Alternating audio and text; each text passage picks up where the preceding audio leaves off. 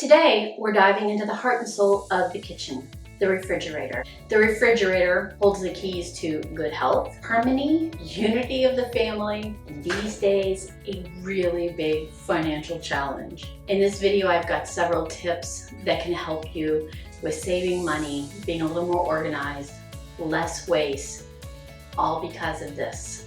After I show you some of these out-of-the-box ideas for organization in your refrigerator, I have one very cool tool I'm going to show you near the end of the video that I think is going to be very valuable. You may want to coordinate this when your garbage goes to the curb. If you have some spoiled produce or food that needs to be thrown out, always seems to be an item or two that's forgotten. And that is another goal when we organize this fridge, is to be able to see all the items and utilize them to our benefit. First things first, empty it out. While I am wiping down the shelves, I take a few extra minutes to focus on cleaning the lids of the condiment and sauce jars. I place a little hot water in a bowl for the lid. I then wipe around the tops of the rooms with a hot, clean cloth. It is these small details that help make a big difference. This helps keep the jars clean and easier to open. Now, after you clean the shelves, here's where the magic begins. Clear bins. Clear bins are going to show you at a glance what is in stock and what is available. This is going to help keep things from going bad, being forgotten, and being thrown out at the end of the week. Even though you can see what's inside the bins, I take time to label them. This is what I label and this is why. It's clear to see what is there for other family members. You can have bins for snacks, food for prep items. That's a big one for me. Hate when I go to prepare something that I've been planning to prepare, and one specific item that I desperately need to make the dish is not there because somebody else has gone and opened the fridge and said, "Oh, I didn't know you were using that for something." So I clearly label a bin, dinner prep items, and place these items there. You can inform everyone in your household that these items are no touch as they are already set aside for another use. Depending on the needs of your family, you could possibly have personalized sections for each family member. This may sound kind of silly, but let me explain. There may be a family member that you have that has a special dietary need, such as gluten-free, diabetes, just certain foods they need to eat. Having their own bin of items that they're able to safely eat helps keep other members of the household from finishing off those items. It's not that you are restricting other people from having these types of food. For instance, if I purchase something in a 6-pack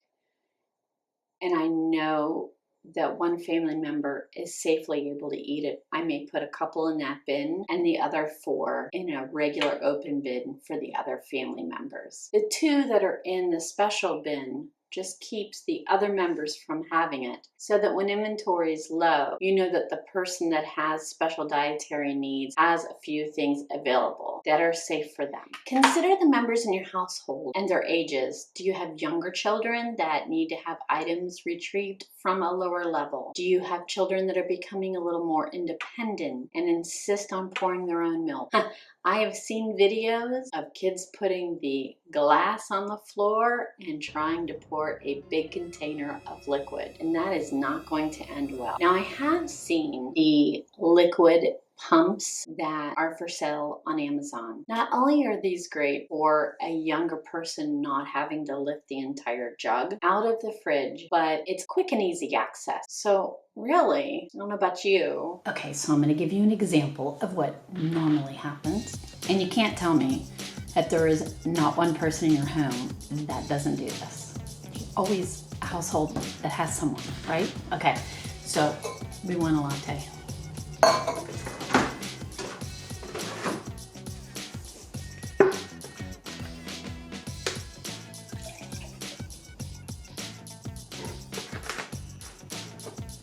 Oh, hey, yeah,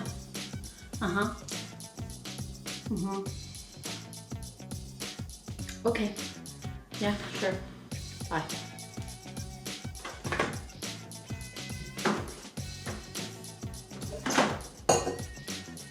How long is that door open for? Like, quite a long time, and that can be annoying, at the same time it could be a waste. So I kind of have finally invested in a better option. So let me know if this will work for you. There are 2 that come in a package, and I'm going to leave a link below if you are interested. There's also another link that talks about cleaning these, because I kind of looked at it and thought, is that going to be an issue? Because I'm kind of particular on that, and it's more maintenance.